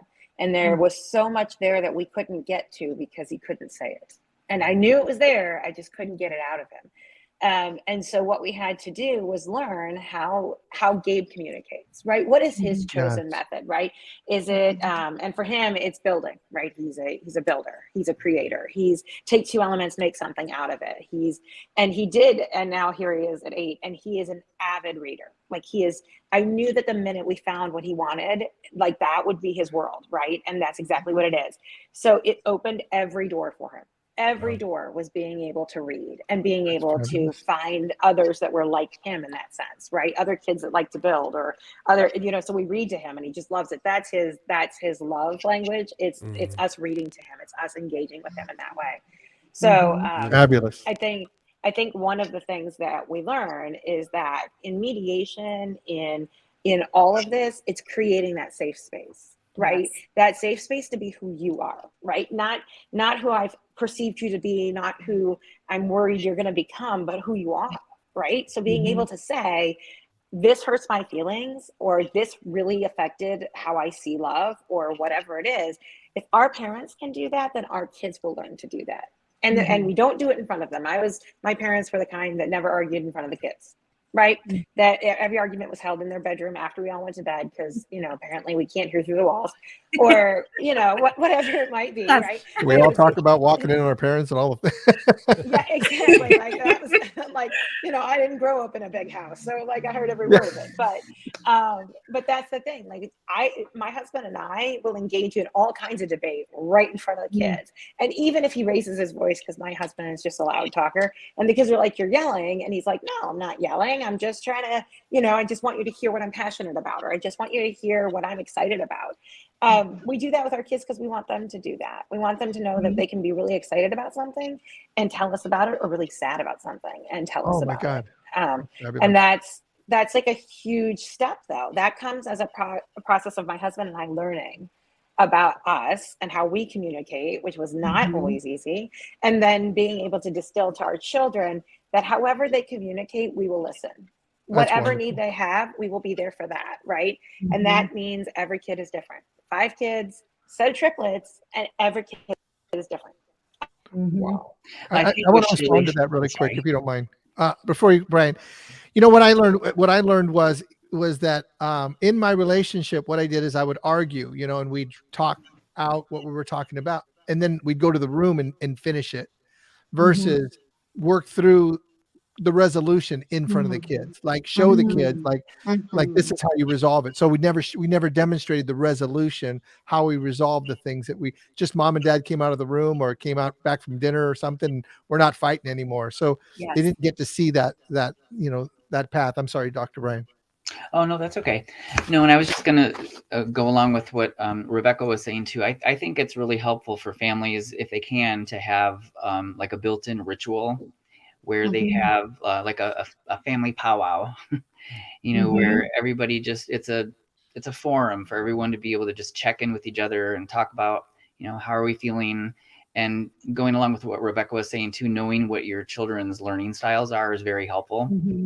Some children don't have the language, and I think the expressive arts can be super helpful, especially like having kids draw out their feelings, or there's books that, you know, you can read together as a family to help facilitate discussion and dialogue. And it just becomes like a safe place for people to communicate, and it teaches children to be more expressive about, you know, what they're going through, which is the goal. Doc, can I ask you a question? Love Dr. that. B, Dr. B, I need to ask you a question. Sure.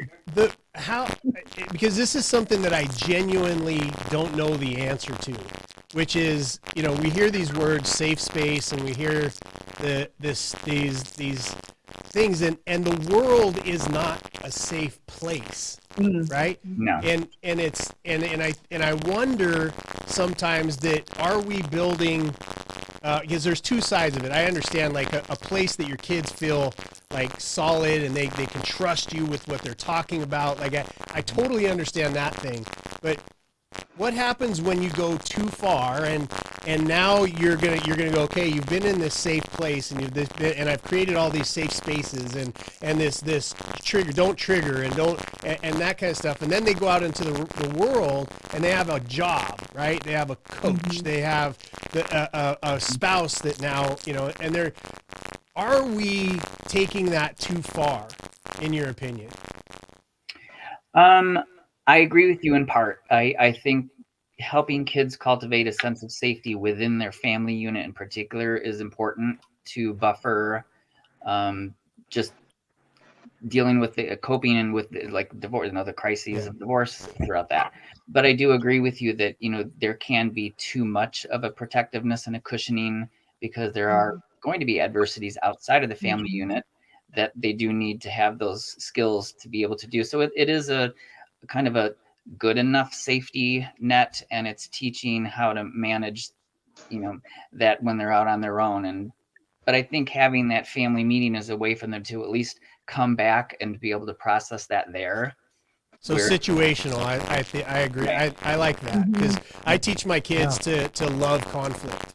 Like I teach them to love it, and I teach them, you know, again, the conflict is only if it's, you know, because I teach them emotions high, intellect low, right? And to have a conflict, then if you're going to engage in it, what is the outcome, right? What is the out? Because it's got to be for progress purposes.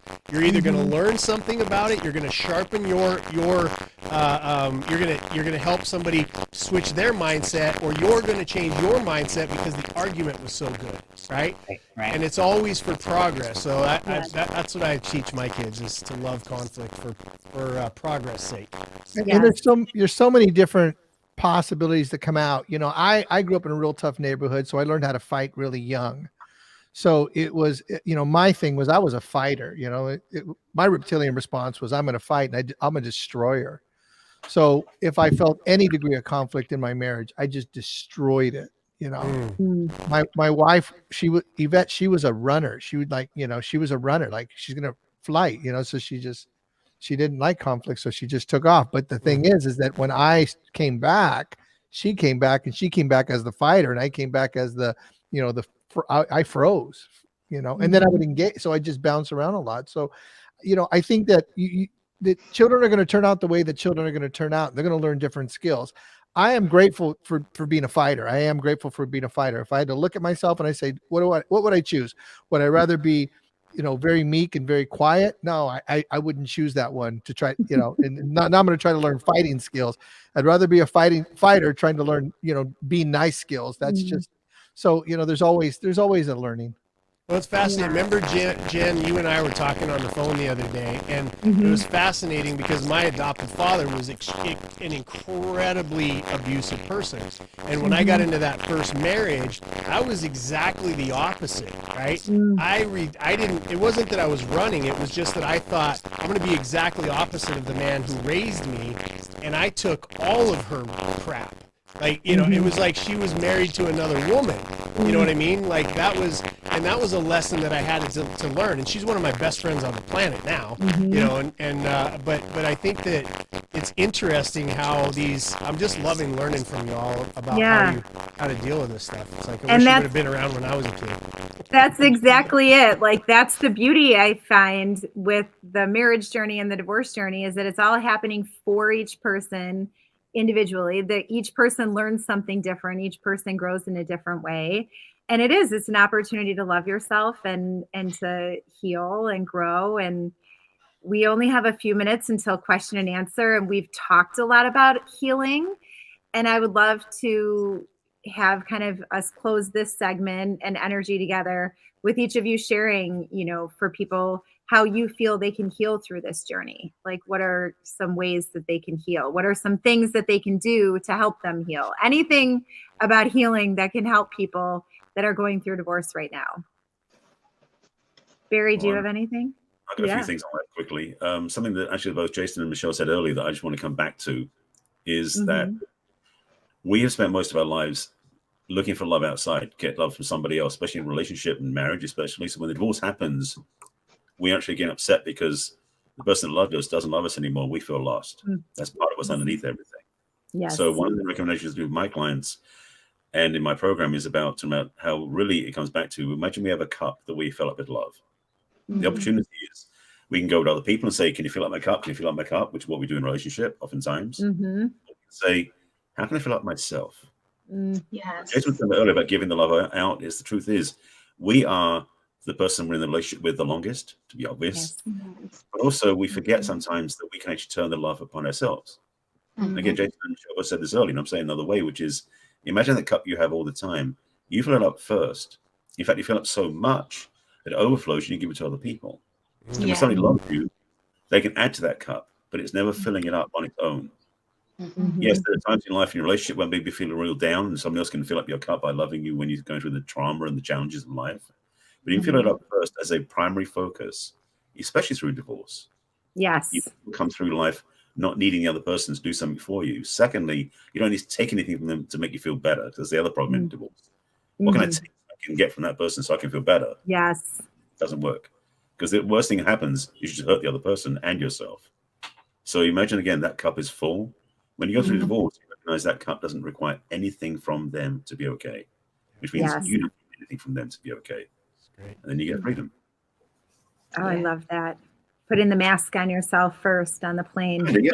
Every flight they tell you this. It's like, yes, I love that. Yes. Dr. Michelle, how about you? What are some ending thoughts on healing that you can share?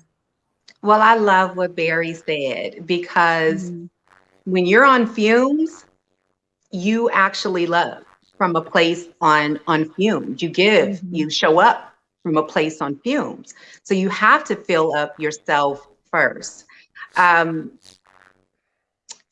When you date yourself, you know, and I know that's a big buzz, like, oh, date yourself. But no, really, when you date yourself, when you really find out what you really like to do, like I wanted to salsa dance, and I was like, but I don't have a partner right now. I'm like, yes, I do. I have myself, you know? So, you know, I love sunsets. I love sunrises. I can do that with me. I love to shop, and I don't have to worry about someone saying, okay, it's time to go. No, I can stay as long as I want to. So these things, you begin to like yourself. Do that first, and then you will begin to fall in love with yourself. And that part is just, it's so refreshing. It's so connecting to self, and it's less stress. Yes. You don't have to always try to look to someone else to feel what you want to feel. Feel it for yourself. Give your own self flowers. I'm going to buy me some today. Yes. And it is, that's the huge, I love that both of you have tuned into self-love, you know, and filling your bucket. And it's so important for people to hear that who are going through divorce, because they're in such a dark place and it's so heavy and it's just so awful. But just hopefully them really honing in on it's going to get better. They're telling me that I'm going to love myself and it's going to be amazing. And it will, it will. Everything just is with time. So thank you for sharing that. How about you, Martine? What are some tips for healing? Well, I have all kinds of notes. I don't know that I have a tip for healing. Anything What you want to talk about with love. What I like to say is, is when you look at life, I think that the place to come from is what is the experience that I want to have? Like, what's the experience that I want to have in my life? And then what is the experience that I want others to have? And then where are the opportunities to have those experiences for myself? Like, if I want to take myself on a date, if I want to go salsa dancing, all those things, all those beautiful things that Dr. Michelle just said. And then how do I then take advantage? Am I willing to take advantage of those opportunities? I love that. Rebecca, how about you? What would you like to close with? Just as to the idea of healing, I always tell my clients in that initial consult, when we first sit down, that this is the worst time of their life, right? And that the year ahead is probably going to be worse than they can ever imagine. But every year after that is better, without any doubt, right? Every holiday they get to celebrate, when they learn what their own traditions are or what they enjoy to do, when they get to experience life as their own person instead of somebody's wife or somebody's husband, that they've been in a defined role for so long that they've forgotten who they are, right? And they are their own person. And then everything after that just gets better. And I can assure them of that in my own experience, right? I can tell them about a client who I had that came back to us and said, I learned that I really enjoy Thanksgiving, right? And this woman had been married for 40 years, been a very long-term marriage. And she goes, and all these years, my husband didn't like it. And so when we celebrated it, it was because we had to. It was because it was something we did and we got it over. And now that I was able to go to my adult children's house and celebrate Thanksgiving, I loved every minute of it, right? That seems so minuscule, right? Of all the things that we could really learn or enjoy. But she really gives that perspective of, you will find the things that you love when you give yourself a chance. And when someone else is not telling you what they think you should do or not do. And so healing starts with being ready to take that first step, right? I think by the time you've come to a lawyer, you're already starting the process, right? Because you're ready to move forward at all costs, ready? I'm ready to take all of the shame, all of the guilt, all of whatever's going to come in order to get to the other side. And I think as a counselor at law, I take that very seriously. My role is that of a guide, right? And I'm going to help you get to the other side. And hopefully in this process, you're going to learn what you need to know to grow and to get better and to really thrive rather than just survive a divorce. I love that. Dr. Brian, what are some healing or loving or any kind of closing thoughts you have? I have three things that I just wanted to say, and I'll try to be really quick. First is, and I'm probably sounding very biased saying this, but I really do encourage people to reach out and get some individual or family therapy for support. There's so many things that you can do to work on healing as you're going through a divorce. Learning how to self-soothe painful feelings, learning how to grieve all the losses that you're going through right now, learning how to manage anger, learning how to have better self-care habits. Learning how to identify and heal your attachment wounds so that you can move forward. There's a lot of great support groups out there that can be helpful too, that you can use as a resource. Places like Divorce Care, Parents Without Partners, and then for children, Rainbows is a really great resource for kids that are often run through schools. And then, just the last thing that I wanted to part with was that when I work with clients, I usually use the metaphor of the hero's journey. And I try to have them put themselves in that. How all movies have that hero's journey concept. There's this big adversity in the beginning of the movie, and then at the very end, they've gone through all these twists and turns, and then there's this big takeaway at the end where they're transformed. And that's really what you're going through when you're going through a divorce, is you're going through a hero's journey. And I think it's important to really try to rewrite the script and to really kind of harness your pain in a way that helps you feel more empowered on the other side, and to learn from all the takeaways that you're going to glean from it, because you are going to be okay. You're going to learn and grow so much from it. Oh, Brian, I love that so much. I love that so much because it's so true. And resources, yes. Know your wheelhouse. And when you need help, there's so many different places to go to. And there's so many different modalities for healing that people can tune into. So I love that. Last but not least, Jason. I'm so soothed. Like I feel like taking a nap after Dr. Brian talks. I'm like, oh, I feel so warm. I know. I would say, number one, the marketing campaign of Rebecca, well, basically your life sucks and it's going to get worse while you know me. So, .com, sign up now. That's terrible. But the hero's journey that Dr. Brian just talked about, there's 3 steps, right? Your departure, right? Departure from what you know, fulfillment, right? Of fulfillment of what you're supposed to be doing, and then a return to peace. That's the hero's journey in 3 steps, right? But you have to depart that thing to get there. And I guess my last piece of takeaway is to let people know you're not broke. You're just testing a weak muscle, right? You're just testing weak muscle. You're not broken. And if you did, something did break you throughout your life, like the bones in your body, it strengthens. It's stronger in the broken place when you use that in service of other people. So that's my takeaway. I've really enjoyed this panel. That's beautiful. I love that. And you know what? You're not broken, I think, is so powerful for the people going through divorce to hear, but for the world to hear, for everyone who knows the people going through divorce, because the trained response that people have when they hear that someone is going through a divorce is like their head tilts and the frown and they're like, oh my gosh, what happened? And it's just such a gross response when you're going through it, because everything leading up to it is so difficult and so hard.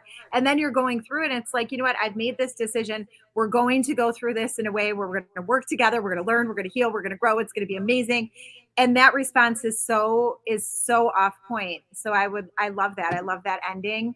And I would love if everyone out there who knows anyone who's going through a divorce, if when they tell you they're going through a divorce, your trained response is, oh my gosh, that's amazing. I cannot wait to see how much you learn about yourself and how much your life changes and what beautiful butterfly life you're going to create for yourself after this. That would be so in alignment with everything that we've been talking about. And I'm just so grateful for all of you. You truly are all so extraordinary, and you have brought so much to this conversation. And I just know from connecting with you and seeing the work that you do, you are helping so many people in your professional lives. And I am just so in love with all of you. So thank you for being here.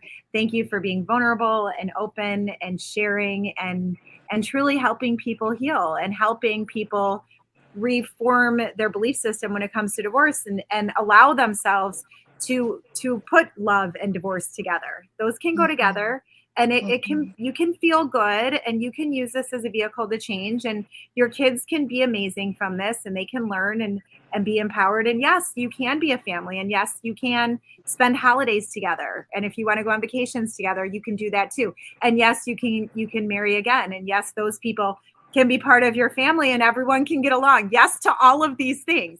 It can be that way. And it's not like a magical unicorn kind of experience. It's a true, real experience that you can do. And to do it, though, you have to work together. Mediation, you have to work together. You have to have those conversations. And that is where the healing comes. That is where that self-love comes, because everything that you're sharing with your partner, he or she was meant to hear. Everything that's being shared with you, you're meant to hear. And everyone is on a journey of self and a journey of loving and living and growing and sharing their light. We need more light more than ever now, right? So everyone shine bright. Everyone figure out who you are and what you want and do those things. So now we're moving on to question and answer. And I believe Lauren is coming back to help us do this. Is that true, Lauren?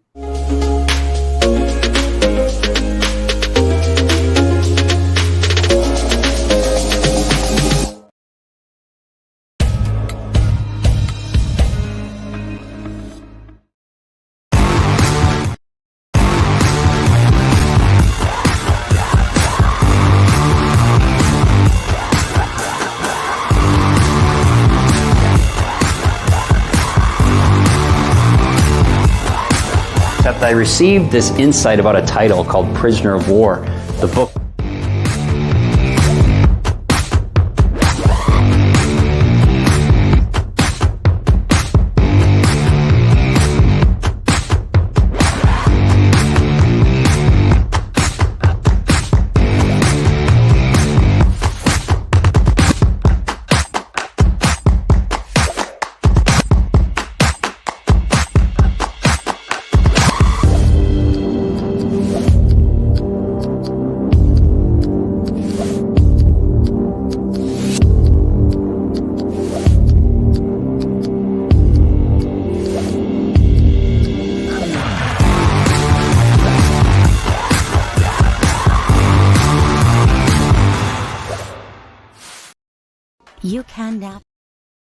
You can navigate the legal and emotional journey of divorce and exit a marriage the way you entered it, with mindfulness, love, and respect. SOLACE Divorce Mediation is a full-service law practice helping couples focus on the health and well-being of children and their forever co-parenting family. Our streamlined divorce journey offers flat fees with an estimated completion time frame of 2 to 4 months. If you or a friend need us, visit solacedivorce.com.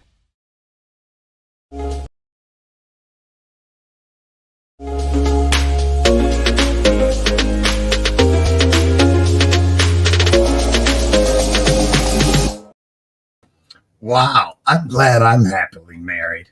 I'm going to get the rest of your panel back in. This has been absolutely phenomenal. I've been monitoring several of the socials where we cannot see all of the questions and whatnot. But wow, panel, I have a question for all of you. I want to start with this one, because I watched a lot of light bulbs come on in a lot of the squares of the Brady Bunch, let's say. And so I'd like each of you to take a moment.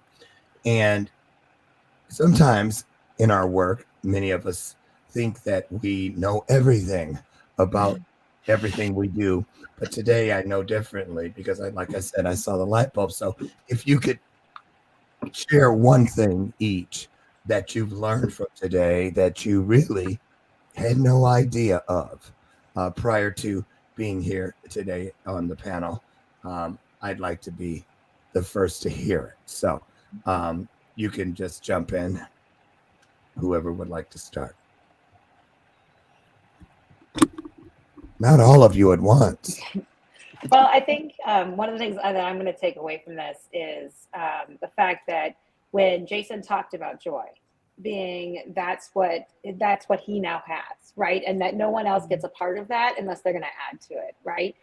That it's protection, but it really is something that you give to others, right? You're protecting a resource, you're protecting your joy, but really it's also something that you're handing back out. And I think that that's what we need to find. Like I love that image of I have something that is valuable and I'm going to work to protect it, but that doesn't mean that I'm not going to return some of it to the world, right? It's good for me, it's good for you, right? But I'm not going to let anybody just steal it from me. It's something that I give. Absolutely. Thank you for that, Rebecca. Thank you so much. And man, great job today. I just want to be the first to tell you, great content. I'm just going to choose Barry. What about you? Anything today that you found that you didn't have when you got here today? I think actually it was the picture that I saw when Jen was explaining the idea about being elated when someone's getting divorced. That image just like hit me so hard, because the thing is, ultimately we do that. We have this, even though I know the journey and everything else, and having been there for other people, there is empathy and sometimes almost sympathy for their pain and suffering, going through divorce, breakup, etc.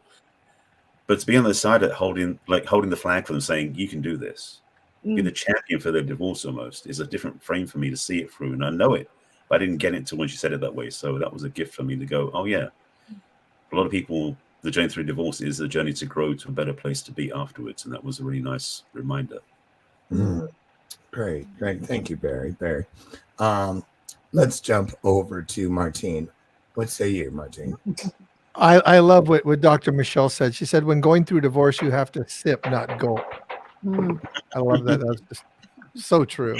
Because for me, I'm trying to like fix it all. I'm trying to fix it all, fix myself, fix everybody. And it's like, well, I sit back and okay, let me just take a sip. What can I work on right now? And then I discovered, hey, I don't even love myself. Self-love. Okay, that was a weird thing to talk about for a guy like me, you know, and then all of a sudden I felt self-love was something to work on. So I started to sip on that. Great. Awesome. Dr. Brian, how about you? I think for me, it's just more of a professional kick, so to speak, where just this whole thing of reframing divorce from a more positive lens. I think in the psychiatric field, we're so immersed with diagnoses and psychopathology that it's really easy to, look at things from that lens too much. And I think that Dr. Michelle's story really kind of reinforced that from a more strengths-based lens. So I think for that. Awesome. Dr. Michelle, great place to segue into you. What were your thoughts on this? I just want to thank all of you because you have no idea what you have actually really started in regards to a place for healing. My daughter is going to be so happy because I'm going to tell her today that we will figure this out. And blending this family, we'll figure it out one day at a time. And I think that is just going to make her heart so happy because she doesn't want us to feel uncomfortable. She doesn't want to be uncomfortable. The grandson doesn't need to be uncomfortable. And we don't have to be. Hearing all of you today has let me know that we can do this.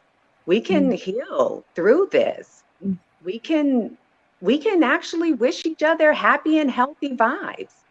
So I just thank all of you because you are really a part of changing the dynamics in my family and how we really are going to have to figure out how to navigate this. So thank you so much. Awesome. Let's hop over to Jason. I got 3 That's because takeaways. it's static. Yeah, let's see. Is it staticky right now? But I'm gonna. Is it perfect? I mean, because I we're all switched pretty from your used to it microphone by now. to mine. You know how that goes. I'll tell you, I got 3 major takeaways. Well, probably 4, but one was, and I misheard Dr. Michelle. I thought she said, make sure you lust yourself. So I was working on how I was going to make that happen. And then Rebecca, it struck me that thank God there's resources like Rebecca and Dr. B and where you're in it all the time. You know what I mean? And to be surrounded by so much pain and to be able to be a light in somebody's journey. I heard you, Rebecca, when you said that. It's you're at your worst period of your life and it's going to get worse. Like, man, what a job that is, and what a spirit that has to take to be in that job every single day dealing with that. So thank God for people like you. And the collective resources that were here to talk about these things. And all of you have committed to mastery, right, in your own space, which is going to add back into the collective for the rest of us, was really inspiring. And Jen, I'm so proud of you for your first special, and this group of misfits that you threw together that kind of blended so well, and my last piece is Dr. B's probably got a whole bunch of things that he's going to call Emily with and say, I was analyzing Jason's answers to all Before of this. June. Red flag number 1, red flag number 2. So it's been a joy to be here, and I greatly enjoyed it. Great. Awesome. Thanks so much, Jason. And finally, the brainchild of Solace, Jen. What about you? I think I told you when we were prepping for this to just remember today that everyone in here is in the nursery with your baby. Somebody will change it. Somebody will feed it. Another will burp it. But you're the only one that gets to cut baby's hair. So talk about this baby, and what have you learned that you're going to bring into this child known as Solace's life moving forward from what you've learned here today? Oh my goodness, this has been extraordinary for me. It truly has. My heart is so full, and I'm so grateful for this experience, because prior to this experience, I feel like I've always felt like it's like me on my own figuring this out and having to get it out into the world.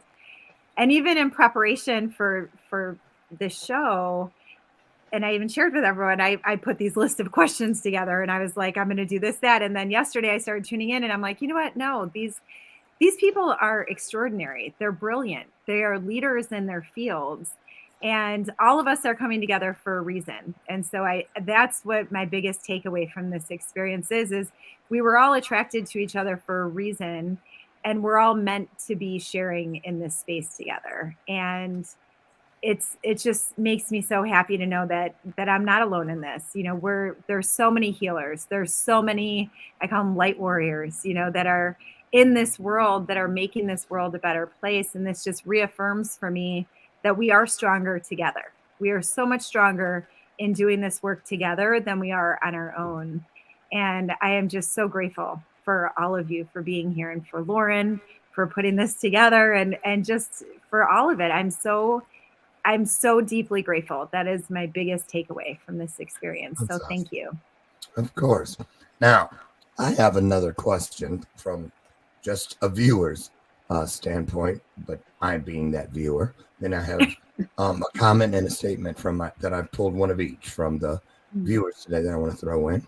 So I wanted to know, it came when I was listening to you, Jason, about you have 2 divorced mothers. So you have children in each camp. And I wondered, okay, well, if you love through with one who is willing, but you still have that other one that, sometimes you're on a bicycle not built for 2, but 3, 4, in some cases, even more. So, and this is for everyone, because just because you may have only divorced individually once doesn't mean your ex-spouse hasn't or won't get married and or divorced again or again or again. So what do you think about, if you've learned how to love through divorce with one, what happens if there's resistance on one of the other spokes to that same wheel? Anyone? Well, with your kids and stuff. I mean, yeah, because they come together as siblings, I would assume, from time to time. Yeah, it for me, it's been my job as the head of the household doesn't change because I left the household. My responsibility to my children doesn't change. My responsibility to this woman that I told I loved and I would take care of and provide for doesn't change. That concept never made any sense to me. And obviously if they get married again, then somebody else picks up that mantle, but it's my responsibility as a man, right? And that's, again, this might be archaic and I might sound like a damn dinosaur here, but I feel like that was the responsibility. And my kids all love each other. They all know each other. We all hang out together. We do we travel together. My first ex and my soon-to-be wife, best friends, they all know each other. They've all been interactions. We've been to Disney World together. It's my job to lead, to say there is no reason for there to be hatred amongst all of us, because we, at the end of the day, are all we're going to have. And to really, it is the spokes of a wheel, and we all do depend on each other.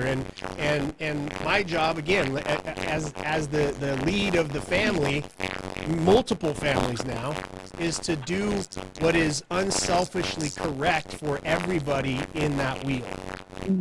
Yeah. Okay. Thank you, Jason. Makes perfect sense. Anyone else have any thoughts on that?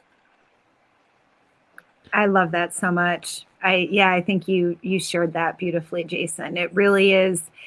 There has to be mindfulness. It doesn't just happen. It's not going to be where both people are on the same page exactly of like, yeah, we're amazing. We love each other in a different way. We're healing, we're growing. But it's that narrative, and it really is managing expectations. It's managing everyone's expectations who are part of the family, of saying, look, this is these are the intentions that we're going to have for this family. This is how we want it to look and feel. And we want to enjoy this life and experience together, not just have the kids enjoy it, but we want to enjoy it as people. You know, I want to enjoy my holidays. I want to enjoy seeing you. I want to enjoy hanging out with your new romantic interest and partner. You know, I want that for myself. And I think really just setting a very clear intention to manage expectations is a nice approach. That's awesome. Parveen Smith is joining from the UK today. Hi, Parveen. And her question is, from your points of view, should divorced parents still keep the child sharing going? Co-parenting, how important is it? You can't say enough about the value of co-parenting. The idea that you are jointly making decisions, that you are jointly doing what's in your children's best interest. We see a lot of, in child development, we talk about parallel play, right? You can have two kids in the same room playing with the same toys, but they're not really interacting. They're just playing along their own path. And in divorce, we see that with parents, right? I'm going to go do what I want on my time. You go do what you want on your time. And the two shall never meet, right? I'm not going to tell you how to discipline. I'm not going to tell you about the achievements or the struggles, and you're not going to tell me about yours either. And our kids will just learn to live in two different households. Co-parenting really means bringing those households back together in that fashion, right? We're going to talk about discipline.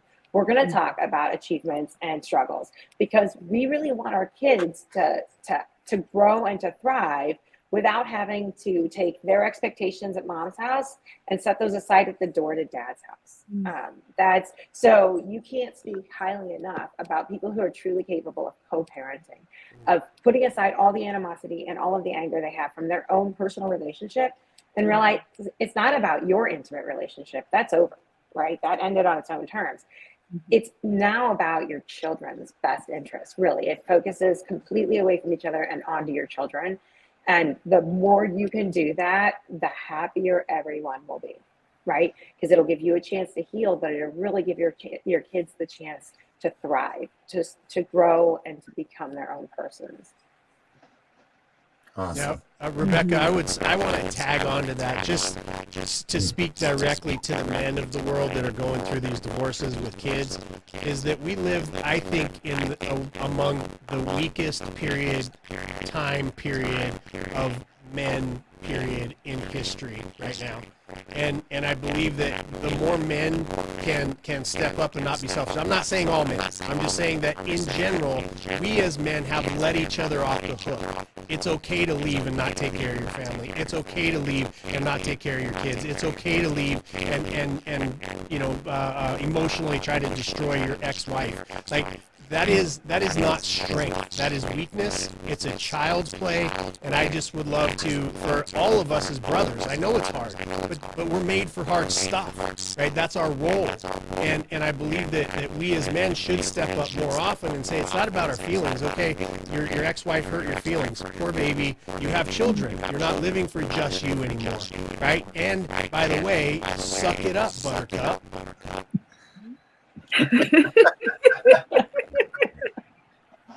Anyone else want to speak on that topic? Well, I think each parent teaches their kids different things and gives them different love. So I think it's important for kids to have a relationship with both of their parents so they can learn the things they need to from them. Okay. It's interesting. It's almost like, the choice that we're talking about unmaking is the choice of loving. Like I'm not gonna love anymore. I'm not gonna love you anymore. And I'm gonna tell these guys, I'm gonna make another team with these guys, and we're gonna unlove you, and we're gonna show you. That's what we're gonna do. If love is love, and if love is what we ultimately want, then there's not really a choice. We act like there's a choice, but really there's no choice. The choice has already been made. Like, I am going to love. And once I start making a choice who I'm going to love, what kind of people I'm going to love, and what they have to do to be somewhat loved by me, as if I got, as if I'm God or something, it's like, it's a privilege to be loved by me. No, it's a privilege for me to love. It's my honor to love, to be able to love all of you here on this thing. Like, that's just a privilege. And if I want to If I want to love, then it's up to me. And then if I'm willing to stand for love, am I willing to stand for love? I'm willing to stand for myself and stand for the family that's quote unquote broken. And let's get together like once a month, okay? Because we will always be a family. Damn We it, will always Martine. be- It's not an honor to be loved by me. Okay, I just want to say, Is that a t-shirt? Is that a t-shirt, Jason? We have 3 now. 3 t-shirts. All right, I just want to say we have less than a minute left, but don't go away, don't go anywhere, panelists. But I do want to say this: in just a few days, 3 to be exact, will be Valentine's Day, the 14th of February, day dedicated for love and for lovers. However, if we've learned anything today, I believe it is this. Maybe we should change the narrative and not just think that when we divorce, it means from people. Perhaps we should take more energy and invest more into divorcing all situations that no longer serve us. I think that it could really help move the world along in a spectacular pace, and we need more of it. So I do want to say one last thing as we get out of here. Whatever it is you do, remember, it's called falling in love for a reason, because no matter how you feel, no matter how much it hurts, one day you can find your way into the hands, the arms, the spirit that we were each created originally from. And that is what will be holding you until you're ready to hold yourself. That is falling in love. So take it and love your way through not just divorce, but anything that can help you grow. Thank you, panelists. Thank you, Ken. And we look forward to seeing what is next. All of the connectors for all of the panelists will be dropped into the comment section right at the conclusion here in just a moment. Thank you so much for being with us today. On behalf of V360 TV and the Trajectory Network, I want to say thank you all for really pouring into the world today. God bless you all. Have a great one. Thank you. Love you. Thank you, everybody. Thank you. Bye, everyone. Have a great rest of your weekend.